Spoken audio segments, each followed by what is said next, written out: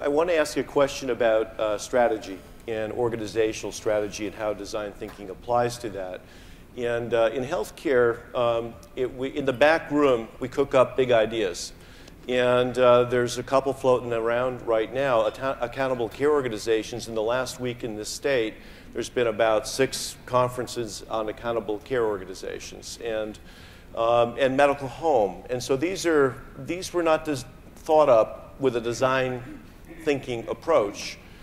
How should we in healthcare be applying design thinking in terms of our organizational strategies, how we see the future going forward? Should we junk these things that we're all rushing towards right now, or should we modify them? What should we do?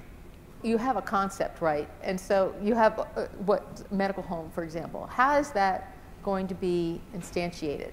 If you don't have a prototype for what it could look like, it's going to be a different thing for every person that conceives what it is. And so to be able to, again, prototype, visualize, be able to show people what it's like, you know, even a lot of thought has gone into conceptualizing something like that. And I think what people have to realize is that it's wrong.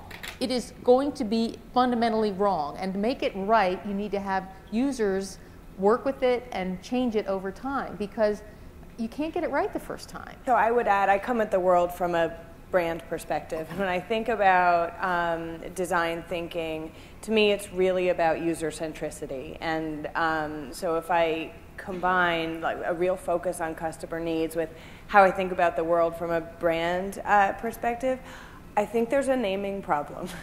I think that if we really want to tell the world that we're about helping patients, to talk about accountable care organizations, and medical home says to me, this isn't about me as a consumer. And so I do think that there's the spirit of design thinking could be better applied to these concepts, just in thinking about how we talk about them and communicate them.